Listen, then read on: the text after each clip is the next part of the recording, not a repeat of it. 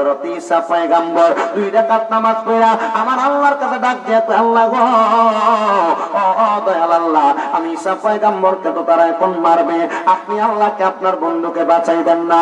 আল্লাহ একটা ডাক, এই আল্লাহ পাক সূরা আল্লাহ একটা ডাক দিয়া কয়,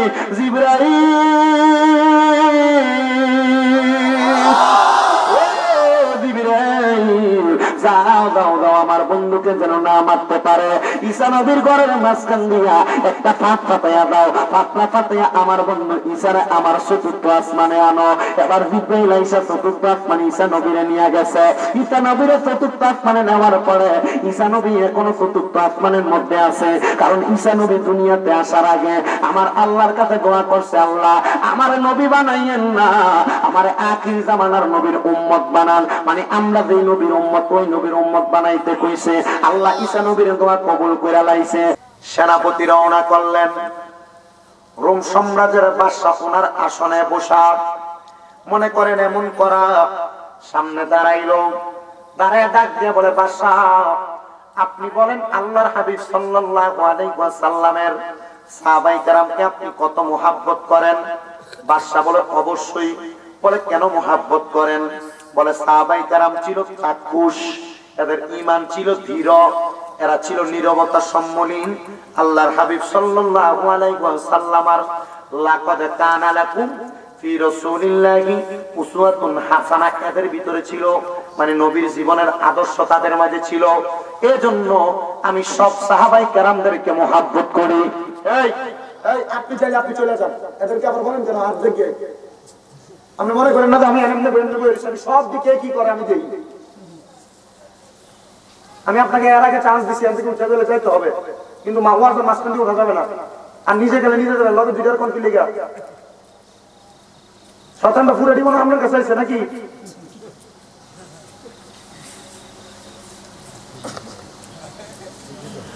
আমার ভাইরা বাবারা বন্ধুরা, রোম সাম্রাজ্যের বাদশার কাছে সেনাপতি গিয়ে ডাক দিয়ে বলে, বাদশা আপনি নবীর সাহাবায়ে কেরামকে কেমন ভালোবাসেন?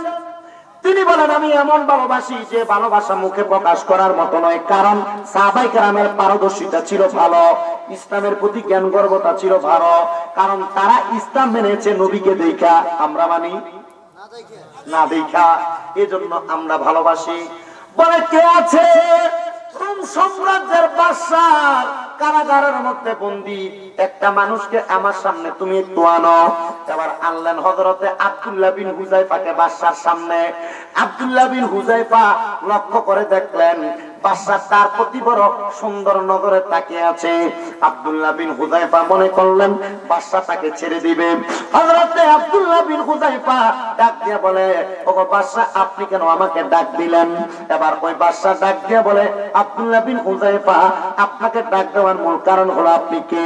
বলে, আমি নবীর সাহাবী, আপনি আমার এই জায়গার মধ্যে বন্দী হয়েছেন, আপনার কি ছুটতে মন চায় না? বলে, না আমার ছুটতে মন চায় অবশ্যই। বলে, আপনি ছুটতে পারবেন, শর্ত হলো একটা। বলে, কি শর্ত? আপনি নবীর সাহাবী, আপনি যদি ছুটতে চান আপনি আমার মাইয়াটারে বিয়ে করা লাগবে। শর্তটা কি? মাইয়াটা বিয়ে করা লাগবে। ওই বাদশা কষ্টের জবাবে হযরত আব্দুল্লাহ বিন হুযায়ফা বলে, মেয়ে বিয়ে করব, আমার কোনো সমস্যা নাই, আপনি আপনার মেয়ে আমার কাছে বিবাহ দিতে পারেন, রাজি হইলাম, তবে আপনি আমাকে ছাড়লে চলবে না, আমার সঙ্গে যতগুলো মুসলমান সৈন্য আছে আপনি তাদের সবাইকে ছেড়ে দেওয়া লাগবে। বাদশা বলতেছেন, অবশ্যই ছেড়ে দিব, তবে শর্ত হলো তুমি যদি আমার মেয়েকে বিবাহ করো, তুমি তোমার ধর্ম ত্যাগ করে তুমি আমার ধর্ম ইহুদি ধর্ম গ্রহণ করা লাগবে। এবার হযরতে আব্দুল্লাহ বিন হুযায়ফা ডাক দিয়ে বলে, বাদশা গো, না না আমি পারবো না, আমি আপনার ধর্ম গ্রহণ করতে পারবো না। বিবাহের কথা বলেছেন, আমি বিবাহ করতে পারি, তবে আমি আমার ঈমানটারে বিক্রি করতে পারি না, আমার ঈমানটারে আমি ধ্বংস করতে পারি না। ও মুসলমান, ও নবীর উম্মতের দলেরা, আশিক রাসূল ভাই বাবারা, হযরতে আব্দুল্লাহ বিন হুযায়ফা রাদিয়াল্লাহু তাআলা আনহু এমন কথা বলার পরে বাদশা একটু রাগান্বিত হয়ে গেছে, কারণ নেতা মানুষ বেশি গরম হয়ে নেতার উপরে কথা বললে তার উপর আরো চৈতা যায়। এবার ডাক দিয়ে বলে, না না না না না, আমি তোমাকে চাকতে পারবো না। এ আমার সেনাপতি, নিয়ে আব্দুল্লাহ বিন হুযায়ফার তার জেলখানার মধ্যে প্রবেশ করাও। জেলখানার মধ্যে প্রবেশ করানোর পূর্বে আব্দুল্লাহ বিন হুযায়ফার শোনাইতেছে, ও আমার সেনাপতিরা, তোমরা তাড়াতাড়ি আগুনের সীসা জ্বালাও। আগুনের সীসা জ্বালাইয়া আব্দুল্লাহ বিন হুযায়ফার হাতের মধ্যে আগুনের সীসা ঢাইলা দাও, যেন আব্দুল্লাহ বিন হুযায়ফা কষ্ট পায়। আব্দুল্লাহ বিন হুযায়ফা কাঁদতেছে। বাদশা কই, দেখছনি এবার আমার ওষুধে কাজ হবে না রে আব্দুল্লাহ বিন হুযায়ফা, তুমি কেন কান্নাকাটি করো? তাইলে তুমি আমার প্রস্তাবে রাজি, তুমি তোমার ধর্ম ছেড়ে দিবা? আব্দুল্লাহ বিন হুযায়ফা একটা ডাক দিয়া কয়, বাদশা গো, ও বাদশা গো, আপনি আমার বলতেছেন আমি কান্না করতেছি, আমার হাতের মধ্যে আগুনের সীসা দেওয়া হবে এই জন্য? না গো না, আমি আগুনের সীসা আমার হাতে দেওয়া হবে এই জন্য কান্দি না। আমি কেন কান্দি জানেন? আমার এই হায়াতটা তো ছোট্ট একটা হায়াত, আমার এই হায়াতটা আমি আমার ইমানের কারণে আগুনের সীসা দিয়া শেষ করে দিব। আমার আল্লাহ যদি আমার শরীরে যতগুলা পশম আছে, আমার হায়াতটা পশমের মতো একটা দুইটা তিনটা করে গণনা করা যাইতো, আল্লাহর কসম আমার ইমানের জন্য আমার ছোট্ট হায়াত না, আমি আমার পুরাটা হায়াত দিয়ে দিতাম। এক রাত্র ঘুমান ছাড়া থাকতে পারি না।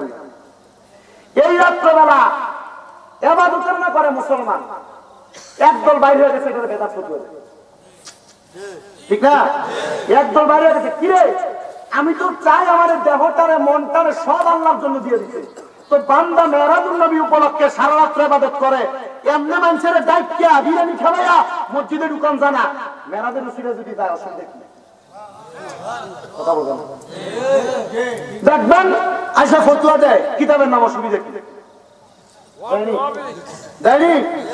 তাইলে আপনি তো মেরাজুন মসজিদে তো সারা রাত্রে ইবাদত অন্য সময় করে না, তো মেরাজুন নবীর উসিলে যদি মুসলমান মসজিদে যায় লাভ আছে না?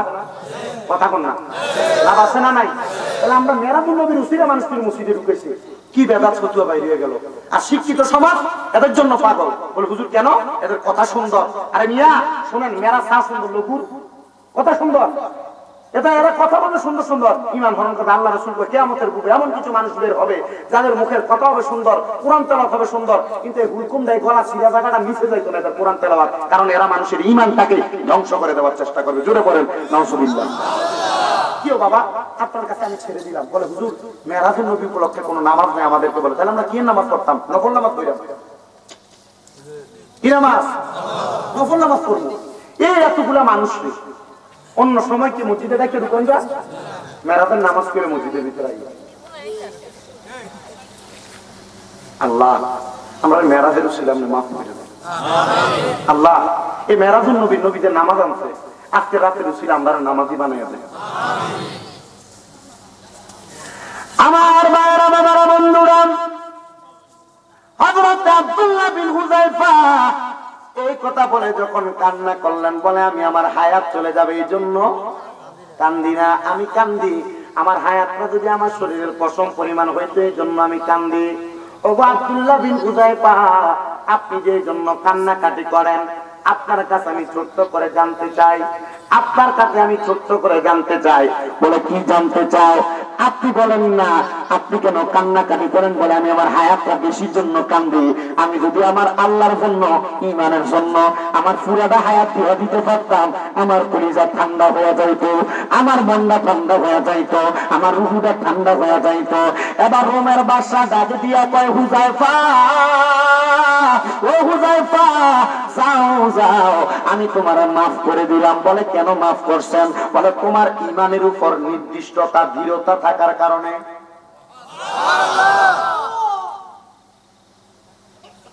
তোমার মাইয়া দিতে রাজি হইলাম, তুমি বললা হ্যাঁ, শুধু বলছি ধর্মটা ছেড়ে দিতে তুমি রাজি হও নাই। তোমাকে বলেছি তোমার দেহ পুড়ে দেওয়া হবে, দেখলাম তুমি কান্দ, দেখলাম তোমার কান্দাটা তোমার দেহ চলে যাবে এই জন্য না, তুমি উল্টা দোয়া করো তোমার এই দেহটা যদি আরো কয়েকটা দেহ হইতো, এই দেহগুলা যদি মওলার জন্য পুরাইতে পারতা। ও তার এমন দেহ মাটিয়ে খাবে, মাটির এমন সাধ্য নাই জইলা হইছে সাইহারে যেই জনার মন আল্লাহ নবীর প্রেমে জইলা হইছে সাই।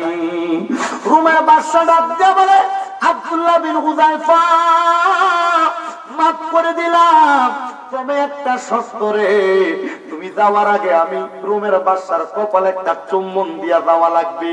আব্দুল্লাহ বিন হুযায়ফা বলে, অবশ্যই আমি আপনার কপালে চুম্বন দিব, তবে আমার একটা শর্ত আছে।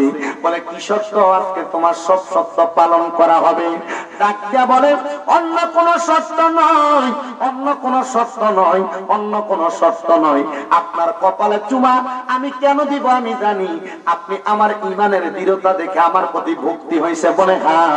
বলে, আমার প্রতি যদি ভক্তিটা হইয়া থাকে, ও বাদশা আপনি শুধু আমাকে ছাড়লে চলবে না, আমার সঙ্গে যতগুলা কারাবন্দী লোক আছে আপনি তাদেরকে ছেড়ে দেন। বাদশা বলে, ছেড়ে দিলাম। ছেড়ে দেওয়ার পরে হযরত আব্দুল্লাহ বিন হুযায়ফা আমার নবীজি রাহমাতুল লিল আলামিন নবীর সাহাবা, উনি কি করলেন? হযরত আব্দুল্লাহ বিন হুযায়ফা বাদশার কপালে একটা চুম্বন করলেন। চুম্বন কইরা আব্দুল্লাহ বিন হুযায়ফা হযরত ওমর রাদিয়াল্লাহু তাআলা আনহু খুলাফায়ে রাশিদার দ্বিতীয় সদস্য, উনি মদিনাতে খেলাফত পরিচালনা করে, মক্কাতে খেলাফত পরিচালনা করে। রোম সাম্রাজ্যের ঘটনা পড়লে আপনি ভালো করে বুঝতে পারবেন।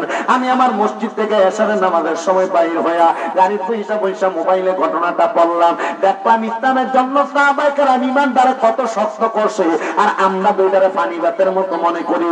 ঈমান কি জিনিস আমরা এটার পরিপূর্ণতা বুঝি না।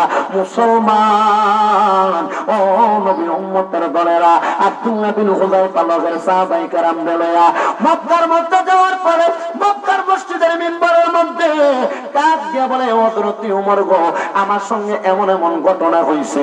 হযরত ওমর ওই দিন আর মসজিদে হারামের মিম্বরের মধ্যে একা ওঠে না। ওনার সঙ্গে ডাক দিয়া কয়, আব্দুল্লাহ বিন হুযায়ফা আমি আজকে মসজিদে হারামের মিম্বরে একা উঠবো না, তুমিও আমার সাথে উঠবা। ও গো ওমর, আমার কথা তো নবী বলে নাই, আপনি কেন বললেন? বলে, তোমার কথা যদি নবী না বলে, নবী বলছেন নবীর আশিকের কথা, নবী বলছেন নবীর প্রেমিকের কথা। ওরে ওমর, আবু বকরের পরে তুমি, তোমার পরে ওসমান, ওসমানের পরে আলী, এরপরে আমি নবীর যত প্রেমিক থাকবো এরা খেলাফত পরিচালনা করব।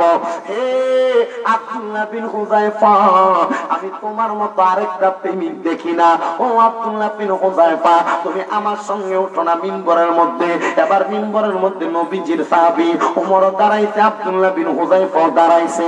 দাঁড়ানোর পরে আমার নূরের নবী রাহমাতুল লিল আলামিন নবীর সাহাবী হযরত ওমর ডাক দিয়ে বলে, ও মসজিদে হারামের মুসল্লিরা গো, তোমরা আজকে হযরতে আব্দুল্লাহ বিন হুযায়ফার কপালে চুমা দিবা। বলে, কেন গো? বলে, সে তার ঈমান তার পরিপূর্ণ রাইখা নবীর মিম্বরে আইসা দাঁড়াইছে। এক নম্বরে সর্বপ্রথম চুমাটা আমি আব্দুল্লাহ বিন হুযায়ফার কপালে দিলাম। ও গো আব্দুল্লাহ বিন হুযায়ফা, তোমার জীবন ধন্য, কারণ নবীর হাজার হাজার সাহাবীরা তোমার কপালে চুমা দিছে। এই দেহ কোনোদিন মাটিয়ে খাবে না, এই দেহ কোনোদিন জাহান্নামে যাবে না। আব্দুল্লাহ বিন হুযায়ফা বলে, আমি এমন একটা সম্মান পাইছি গো, একমাত্র আমার ঈমান তারে পরিপূর্ণ করার কারণে। ও মুসলমান, ও নবীর উম্মতের দল, এই কারণে আজকের আলোচনাতে এদিকে আনলাম। সামনে তো আসতেছে মাহে রমজান, আপনারা কত কিছু রূপ দেখাইবো, মোবাইলের মধ্যে বুখারী শরীফ খুললা দেখাইবো। আপনারা কইব তারাবির নামাজ 20 রাকাত 3 রাকাত ফরজ 8 রাকাত পর, আপনারা ইয়া কইব বিতিরের নামাজ 3 রাকাত 3 রাকাত ফরজ 1 রাকাত পর, আপনারা ইয়া কইব মা বাবার লাগে মিলাদ 3 রাকাত পড়া যদি বেদাত জিনিস, আগের আগে দুরূদ ফরজ 3 রাকাত গুলা বেদাত জিনিস। আপনারা যত রূপ দেখাক না কেন, আপনি কি কোনোদিন 20 রাকাত তারাবি চাইরা ইমানদারের ইচ্ছা দিয়ে 8 রাকাত পড়বেন? এজরা বলেন, কোনোদিন পড়বেন? বলে, হুজুর কেন পড়বো না? কারণ আমি জানি আগের যুগ থেকে নবীর জামানা থেকে এখন পর্যন্ত আমরা 20 টাকার তারাবি পড়ে আইছি। আরে দূরে করেন কমটা করতাম কেমনে? শুনেন ছোট্ট একটা ঘটনা। আল্লাহ পাক রাব্বুল আলামিনের বান্দা, আমরা তো জগতে বাস করি, একবার নির্বাচনে দাঁড়াইছে। নির্বাচনে দাঁড়াইয়া দেখবেন যারা নির্বাচনে দাঁড়ায় এরা সাদা পাঞ্জাবি, সাদা পায়জামা লাগে। এটা দিয়ে বুঝা আমার গায়ে কোনো কাদা নাই, আমার জামাটা কোনো সাদা, শরীর মনটা এমন সাদা। কেউ কাকা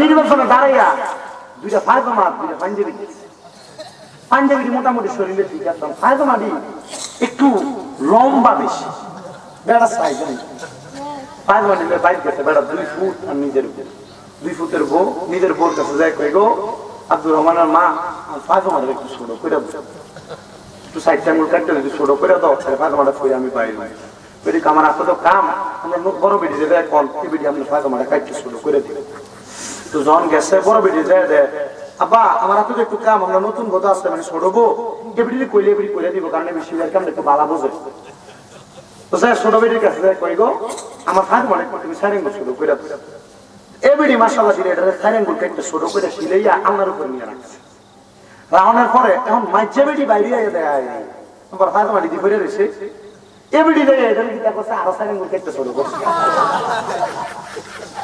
সাইরেঙ্গুল কাটতে ছোট করে শিলাইয়া এটা আবার রাখছে এবার ওই বেড়া নিজের বউ গুরান্তি দিয়ে আইয়া দেখে আমরা বেড়া দিয়ে নতুন জাম ফায়দামাটি যাই ফিরেছে কেউ শিলাইছে না বেড়ি দেয় এটা আর সাইরেঙ্গুল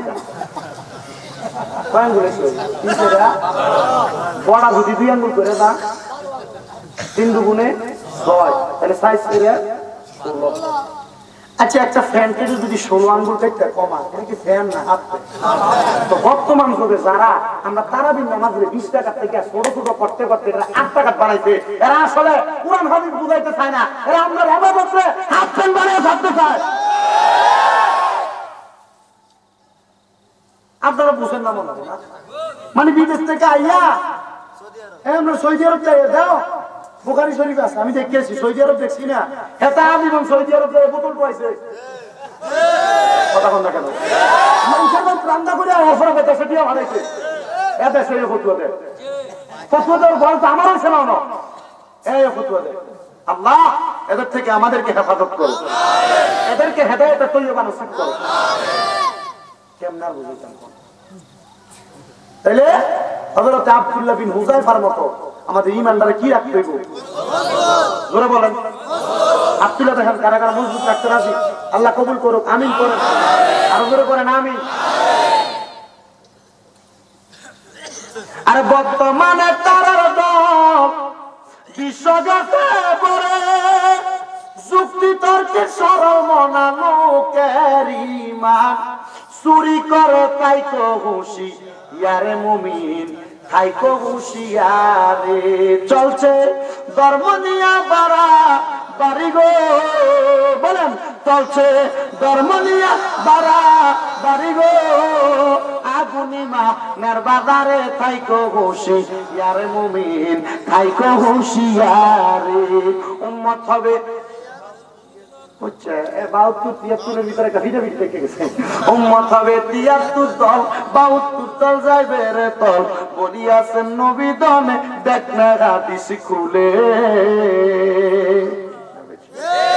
বর্তমানে বাতার দরকার বিশ্ব গেছে পরে যুক্তি তর্কের সরমনা নৌকারিমান চুরি করে তাই কো হুঁশিয়ার মুমিন তাই কো হুঁশিয়ারে নবীর তাজিম মিলাদ কিয়াম আহলে বয়াতের সম্মান করিতে আউলিয়ার সন্ধান বলছেন পরোয়ারে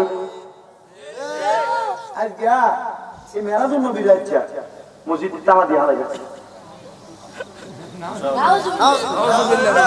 আমার গাড়ি কেটা না কো আমার কুমিল্লাতে রওনা দিতে আইতে কোন জায়গার ভিতরে আইয়া মাইকের আওয়াজ তো পাই না কি তো মিলাদ দিলে দনা যখন ছুটে এদিকে ঢুকে কি তো এদিকে চারিদিকে মসজিদের ভিতরে মিলাদ দিতেছে আমি তো যে দূর আইসো এদিকে তারা আর এদিকে সামনা কোনে এনে না আছে তো থাকতো না এই জন্য তো আসে কেনা শুরু করে নবীর কোনে তো না কিরে বিট লাগছে পুরো না গেলে তো চলে রান্না তো নবীর তাজিম মিলাদ কিয়াম আহলে বায়াতের সম্মান করিতে আউলিয়ার সন্ধান বলছেন পরোয়ারে ওরে এসব কথা শুনলে তাদের মাথায় বাড়ি পড়ে শয়তান যেমন বেজার ছিল আদম সাজদা করিবারে তাই কো হুঁশিয়ার মুমিন তাই কো হুঁশিয়ারে চলছে ধর্ম নিয়া বাড়া বাড়ি গো আগুনি মা নের বাজারে থাইকো হুশি ইয়ার মুমিন থাইকো হুশিয়ার সালাতুয়া রাসূলুল্লাহ আলাইকুম সালাম সালাতুয়া রাসূলুল্লাহ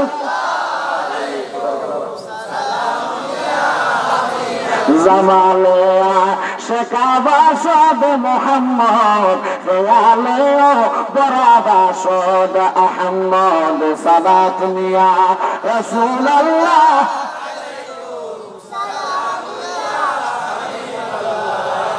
আসেন এবার মেরাজের দিকে যাই আলোচনার ইমানের পরিপূর্ণতাকে বোঝাইলাম কষ্ট হইতেছে বিরিয়ানি কিন্তু গরু দিয়া অনকালা যা খোয়াইবেন খাইলে ইনশাআল্লাহ মোটামুটি সুন্দর আলাদা গিয়ে শুনবে ওটা একটু বড় করে পরিষ্কার যারা করতেছে তোরা মোটামুটি করে আল্লাহ কবুল করক জোরে কোন আমিন আল্লাহ পাকের একজন নবী আমাদের নবী রহমাতাল লিল আলামিন নবী 570 খ্রিস্টাব্দে দুনিয়াতে আগমন করেছেন কিন্তু সৃষ্টি হইছে আউয়ালু মা খালাকাল্লাহু নূরি সবার আগে আমার আল্লাহ পাক যখন কোনো কিছু বানায় নাই তখনও আমার আল্লাহ পাক আমার নবীর নূর মোবারক বানাইছে ও বন্ধু আমার নবী জাহিরি ভাবে দুনিয়ার জমিনে মা আমেনার গর্ভ থেকে দুনিয়াতে আসার আগে দুনিয়াতে একটা নবী ছিল যার নাম হযরতে ঈসা রুহুল্লাহ বলেন না নাম কি একজন মানুষ আসেননি বলবেন বলে হুজুর ঈসা নবীর বাপের নাম কি মাশাআল্লাহ সচেতন শ্রোতা ঈসা নবীর বাবা মায়ের নাম মারহাবা এটা আপনার কাছে আমরা কিন্তু আমি ফলো করে রাখছি আমাদের কিতাব কইতেছেন এবার কাছে কাছে ও তো টাকা মতো করতে আমার শ্রোতা মোটামুটি আমি সবাই একটু আমি টার্গেট করে রাখি এনে যদি কয়েক হাজার মানুষও থাকে কোনটা কি কয় আমি কিন্তু বুঝি আমি ওয়া কেমনে করি আলহামদুলিল্লাহ আজকের মাহফিল আমরা আমার এক ওস্তাদ থেকে সাদিকুর রহমান সম্বন্ধে আমরা বিল্লাহ সাহেব ভাইয়া নাকি এক লোকে তারা মোটামুটি বাংলাদেশ ইসলামী ছাত্র সেনা বাংলাদেশ ইসলামী ফ্রন্ট এই সবকিছু মোটামুটি তারাই করছে তো আমার ওস্তাদ যারা আছে আপনাদের এলাকায় মোটামুটি অনেকে আছে ইন্ডিয়া আবার ওই যে মাসানি গেছে ইন্ডিয়া আমরা সাইফুল ইসলাম মানসুরি আছে এটা এরা আমার ওস্তাদ বর আমি এরা বেশি সম্মান করি তো আমরা ওয়াজ শুনতেছেন মনোযোগ দিয়ে শুনলেন বাইক দিয়ে দেন কামে লাগবে আপনি ওয়াজ শুনতে পারবেন এখান দিয়ে ঢুকাবেন এখান দিয়ে বাইক করবেন 15 পরে কাবার খুলে বাইক যাবেন না তেল দিয়ে ঘুমাইবেন এমন তো ওয়াজের কোনো লাভ নাই যে ঘটনাটা বলছি এই ঘটনা দিয়ে আপনি একটা সাধারণ মানুষকে পাবলিককে উদাহরণ দিতে পারবেন কারণ এটা নবীর সাহাবী কথা বলেন নাই এর আগের ঘটনাটা দিয়ে একটা উদাহরণ দেওয়া যাবে আসেন আল্লাহ হাবিব সাল্লাল্লাহু আলাইহি সাল্লামের পূর্বের যে নবীটা দুনিয়াতে আগমন করছে ওনার নাম ঈসা বাপের নাম মা হযরতে মাশাআল্লাহ ঠিক আছে শ্রোতা আল্লাহ কবুল করুক আমিন করুন হযরতে মরিয়ম আলাইহিস সালাতু ওয়াস সালাম যখন ইসলামের দাওয়াত দেয় মানুষ হযরত মরিয়ম আলাইহিস সালাতু ওয়াস সালাম করি বেডি মানুষ এবারে ইসলামের কি দাওয়াত দেয় এবারে যে মানুষের কাছে কয় আল্লাহ এক আল্লাহ বেডি মানুষ মারে আঘাত করে কষ্ট দেয় হযরতে মরিয়ম আলাইহিস সালাতু ওয়াস সালাম 2 রাকাত নামাজ পড়ছে কয় রাকাত আল্লাহর কাছে কান্দে আল্লাহ আমার আর ভালো লাগে না এরা আমার যে অত্যাচার করে আপনার ধর্ম আমি অনেক প্রচার করছি কষ্ট দিতেছে আল্লাহ আল্লাহ তো মরিয়ম ইন্নাল্লাহা মাআস নিশ্চয়ই ধৈর্য ধারণকারীর সাথে আমি আল্লাহ আছি মরিয়ম চিন্তা করে না একটু আমি তোমারে দিতেছি কয়েকদিন যাইতে যাইতে যাইতে যাইতে যখন 9 মাস অতিবাহিত হয় এলাকার মানুষ দেখলো হযরত মরিয়ম আলাইহিস সালাতু ওয়াস সালামের গর্ভের ভিতরে সন্তান ওনার পেটটা উঁচা হয়েছে তখন পর্দার আয়াত নাযিল হয়নি তখন পর্দার বিধান নাযিল হয়নি মানুষ এবার মরিয়ম আলাইহিস সালাতু ওয়াস সালামকে দেখছো বেডি জামাই নাই সন্তান হইলো কই থেকে মরিয়ম আলাইহিস সালাতু ওয়াস সালাম আবার 2 রাকাত নামাজ পড়ে আল্লাহর কাছে দোয়া করে আল্লাহ আমি এতদিন যে পাপের বোঝা আমি মাথায় নিছি এটা আমার পাপ না আপনার ওয়াহদানিয়তের দাওয়াত দেওয়ার কারণে মানুষের অপবাদ আমরা যারা সুন্নি মিলাদ করি কিয়াম করি সালাতু সালাম দেই শবে মেরাজ শবে বরাত এই রাতে ইবাদত করি আমরা বন্ধ কয় বেদাতি কয় আবার শুনছি ঘরে ভাত খানার সময় কইতাছে কে বলে মানুষকে খেপাইছে বলে মেরাজের রাতে মাহফিলের আয়োজন করছে গান বাজনা করব মিলাদ ক্যাম্প করব বেদাত করব বিরিয়ানি খাইব আর ফজরের নামাজ পড়তো না হেঁটেল দিয়ে ঘুমাইবো নাউজুবিল্লাহ কোন না না আল্লাহর পথে থাকলে, নবীর পথে থাকলে অপবাদ আসবে। এই অপবাদ মনের মধ্যে, মাথার মধ্যে নিয়ে বাঁচতে পারলে আপনি হলেন আল্লাহ পাকের শ্রেষ্ঠ বান্দা। মনের দুঃখ মনে রইল গো, ওরে দয়ালে এর দুঃখ অন্তরায়, আমি মনের দুঃখ, এই দুঃখটা কার কাছে যে বোঝায়। হযরতে মরিয়ম ডাক দিয়ে বলে, আল্লাহ, ও আল্লাহ, আমার গর্ভের মধ্যে আপনি সন্তান দিয়েছেন। আল্লাহ, এখন আমার সন্তানের বাবার নাম আমার এলাকার মানুষ জানতে চায়। আল্লাহ বলে, মরিয়ম, তুমি আবার তাদের কাছে আমি আল্লাহর ওহদানিয়তের দাওয়াত দাও। আমি আল্লাহ দে এক, এটার দাওয়াত তাদের কাছে তুমি দাও। হযরতে মরিয়ম আলাইহিস সালাতু ওয়াস সালাম একে একে মানুষের কাছে দাওয়াত দেয়। মানুষ কই, মরিয়ম, তোমার আল্লাহ যদি এক হয় তাইলে তোমার গর্ভের সন্তানের বাবার নাম কি? মরিয়ম কয়, প্রমাণ পাইবা, অল্প কিছুক্ষণ ধৈর্য ধারণ করা লাগবে। এবার হযরতে মরিয়ম আলাইহিস সালাতু ওয়াস সালামের সন্তান হযরতে ঈসা রূহুল্লাহ দুনিয়ার জমিনের মধ্যে আগমন করলেন। আগমন করার পরে মানুষ বলতেছে, মরিয়মকে আর আমাদের এলাকায় রাখা যাবে না, কারণ তার গর্ভের সন্তানের বাবার পরিচয় সে দেন না। আমার আল্লাহর কাছে মরিয়ম আলাইহিস সালাতু ওয়াস সালাম 2 রাকাত নামাজ আদায় করে দোয়া করে, ওগো আল্লাহ গো, আর কত অপবাদ আমি সহ্য করব? আমার আর ভালো লাগে না, আমি আর অপবাদ মানতে রাজি না। আমার আল্লাহ পাক রব্বুল আলামিন হযরতে জিবরাইল আলাইহিস সালাতু ওয়াস সালামের মাধ্যমে হযরতে ঈসা নবীরে এমন একটা ফু দিয়েছে, ফু দেওয়ার পরে ঈসা নবী ছোট বাচ্চা অক্ষণ জন্মগ্রহণ করছে। ছোট বাচ্চা ডাক দিয়া কয়, আমার কোনো বাবা নাই, আমার মা হযরতে মরিয়ম আলাইহিস সালাতু ওয়াস সালাম। আমি আমার আল্লাহর ফেরেশতা হযরতে জিবরাইল আলাইহিস সালাতু ওয়াস সালামের একটা ফুলের মাধ্যমে আমার মা মরিয়মের গর্ভের মধ্যে আসছে। আর ফুলের মাধ্যমে আসার কারণে আমার রূহটা আমার আল্লাহ জিবরাইলের মাধ্যমে আমার মায়ের গর্ভে দিয়েছে। এই জন্য আমার রূহুর মালিক হইল আমার আল্লাহ, আমার নাম হইল হযরতে ঈসা রূহুল্লাহ। তাহলে বাপ ছাড়া সন্তান জন্ম দিছে কে? আল্লাহ। ঈসা নবী আস্তে আস্তে বড় হতে লাগলেন। বড় হওয়ার পরে ঈসা নবী আবার নবী হয়ে গেছে, নবুয়তের দায়িত্ব পাইছে। কিন্তু ঈসা নবী বড় হওয়ার পূর্বে ঈসা নবীরে মানুষ তবুও মানতে চায় না, মারার চেষ্টা করে। মরিয়ম আলাইহিস সালাতু ওয়াস সালাম আল্লাহ কি করব? আল্লাহ আয়াত নাযিল করে দিয়া কয়, মরিয়ম, এই ফলারা তাড়াতাড়ি পাহাড়ের গুহার মধ্যে ঢুকানো, নাইলে তারা মেরে ফেলবে। তাই যখন প্রাপ্ত বয়স্ক হবে তখন তাকে আর মারতে পারবে না। মরিয়ম আলাইহিস সালাতু ওয়াস সালাম আল্লাহর পয়গম্বর ঈসা নবীরে পাহাড়ের গুহার মধ্যে ঢুকাইয়া উনি এটার দরজাটা মুখটা বন্ধ করে দিয়া হযরতে মরিয়ম চলে গেলেন ওনার কর্মকার্যের মধ্যে, ওনার কর্মযজ্ঞ পরিচালনা করার জন্য। হযরতে মরিয়ম আলাইহিস সালাতু ওয়াস সালাম যখন চলে যায়, 7 দিন পরে একবার আসে বাচ্চারে দুধ খাওয়াইবার লাগা। জানতে চায়, সদ্য জন্ম গ্রহণ করা সন্তান 7 দিন পরে দুধ খাওয়াইলে ফলা বাঁচবে না, কোন ফলা বাঁচবো? ও মরিয়ম আলাইহিস সালাতু ওয়াস সালাম, আপনার সন্তান কেমনে বাঁচবে আপনার কাছে জানতে চাই। হযরত মরিয়ম কয়, আমি 5 ওয়াক্ত নামাজে আল্লাহর কাছে আমি মরিয়ম শুধু নামাজের সময় দোয়া করতাম, ইবাদতের সময় দোয়া করতাম, কারণ মরিয়মের সময় 5 ওয়াক্ত নামাজ ছিল না। আমার বন্ধুরা, ভাই বাবারা, তখন ছিল মাত্র 4 ওয়াক্ত নামাজ। হযরতে মরিয়ম আলাইহিস সালাতু ওয়াস সালাম যখন আমার আল্লাহ পাকের কাছে বারবার দোয়া করতেছে, আমার আল্লাহ পাক মরিয়মের দোয়া কবুল করছে। আল্লাহ ডাক দিয়ে বলে, জিবরাইল,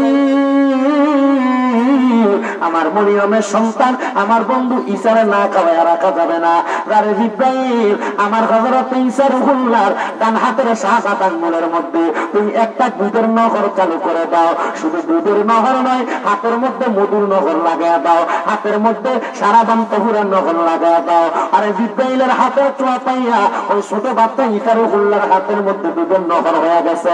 দেখবেন আপনাদের এলাকার ছোট বাচ্চারা পেটে খিদা লাগলে আঙ্গুল মুখে দেখি দেয় না, কারণ এটা আমার আল্লাহর কুদরতের খেলা। বাচ্চা আঙ্গুল মুখে দিলে মা বুঝবো বাচ্চা খিদা লাগছে, মারহাবা কইতেন না। হযরতে ঈসা রূহুল্লাহর পেটে খিদা লাগার পরে যখন মুখের মধ্যে আঙ্গুলি দেয়, আমার আল্লাহ ঈসা নবীর আঙ্গুলের মধ্যে দুধের নহর লাগাইয়া দিছে। মাস 1 সপ্তাহ পরে মা তাসির পায়া পায়া ঈসা নবী বড় হইতো, আর আঙ্গুলের দুধ খায়া উনি বড় হইছে। হইতে হইতে গো হযরত ঈসা পয়গম্বর অনেক বড় হইলেন, ইসলামের দাওয়াত দেওয়া শুরু করলেন। ইসলামের দাওয়াত যখন আস্তে আস্তে করে ঈসা নবী দেওয়ার পরে রে বাবারা, হযরত হযরত ঈসা পয়গম্বর উনি আবার দাওয়াত গুলা দেওয়ার পরে বনি ইসরাঈলরা চিৎতে গেছে, ডাক দিয়া কয় ঈসা যেইভাবে ইসলাম ধর্মের প্রচার করে আমাদের বাপ দাদার ধর্ম থাকবে না, আমাদের বাপ দাদার ধর্ম দুলিশাত হয়ে যাবে, ঈসা নবীরে মারা লাগবে। কিন্তু ঈসা নবী মানুষের মাইর খাইব বইলা ঈসা নবীর বাড়ি জনসম্মুখে করে নাই, এলাকার সবচাইতে বড় পাহাড়ের গুহার মধ্যে যাইয়া ঈসা নবী খড়কুটা দিয়া বড় একটা ঘর বানাইছে। ওই ঘরের মধ্যে ঈসা নবী রাত্রবেলা ইবাদত করে। এবার ওই 11 জন জলদস্যুর মতো যাইয়া হাতের মধ্যে তরবারি নিয়া ঈসা নবীকে মারার জন্য তারা যাইয়া দাঁড়ায় গেছে। ঈসা নবীকে মারার জন্য যখন তারা 11 জন একসাথে ঘরটারে বন্দি করছে, ঈসা নবী আমার আল্লাহর কাছে নামাজ পড়া দোয়া করে। নামাজ পড়ছিল মাত্র কয় রাকাত। যখন নবী রাসূল নফল নামাজের মাধ্যমে দোয়া করছে, 2 রাকাত করে দোয়া করছে।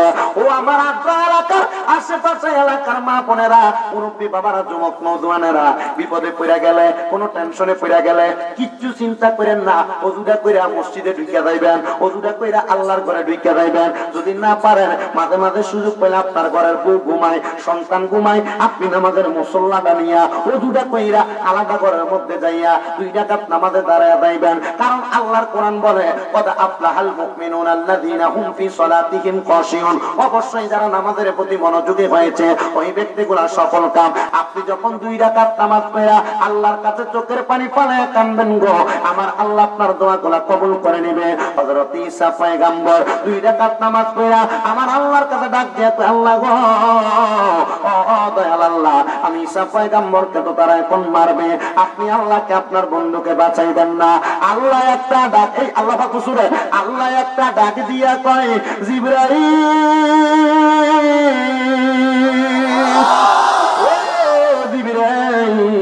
যাও আমার বন্ধুকে যেন না মারতে পারে। ঈসা নবীর ঘরের মাঝখান দিয়া একটা ফাঁক ফাটাইয়া দাও, ফাতনা ফাটাইয়া আমার বন্ধু ঈসারে আমার চতুর্থ আসমানে আনো। এবার জিবরাইল আইসা চতুর্থ আসমানে ঈসা নবীরে নিয়ে গেছে।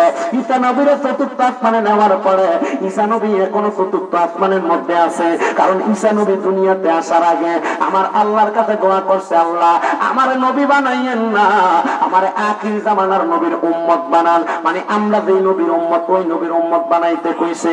আল্লাহ ঈসা নবীর দোয়া কবুল কইরা লাইছে। আর ঈসা নবী এখনো চতুর্থ আসমানে জীবিত আছে গো। আর আমার আল্লাহ কইছে কিয়ামতের পূর্বে ঈসা নবীর আমরা নবীর উম্মত বানায়া পাঠাইবো।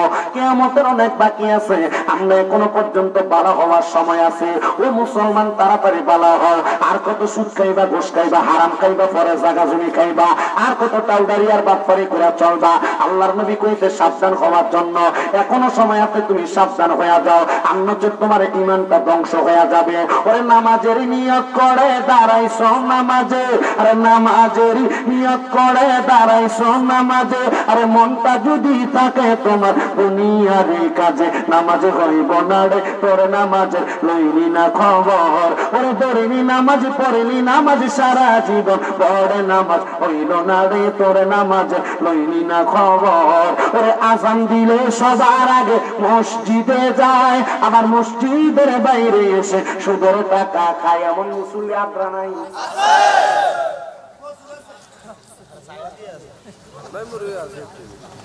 আযান দিলে সবার আগে মসজিদে যায়, আমার মসজিদের সভাপতি আপনাদের হেতরে বানান, সেক্রেটারি হেতরে বানান। মসজিদ পরিচালনা করবার লাগে সুদ আর ঘুষ করে নিয়ে বল কি রে বয় কেন বলে বাবা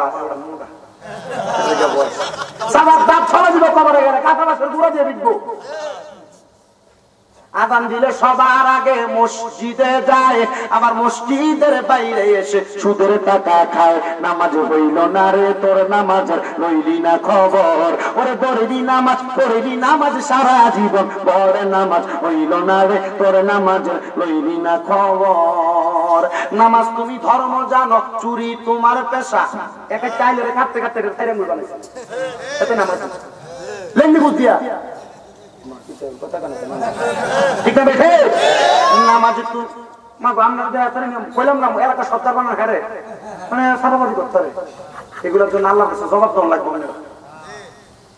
জি কোন জিততে নাম নেই বন্ধ ঠিক আছে, কিন্তু সত্তর বানাইতে বানানো আবার বিচারটা কি জানেননি হুজুর, বিচারটা এদিকে হয় না, যাতে দোষ করছে তার তলোয়ানা দিয়ে যদি 1000 আর যত দোষ করছে না এত তলোয়ানা কি হয় 500 দোষ করি না 1000 তলোয়ানা দিলে বিচার ঘুরে যাবো গলাগলি করাই দেয় আছে না নাই?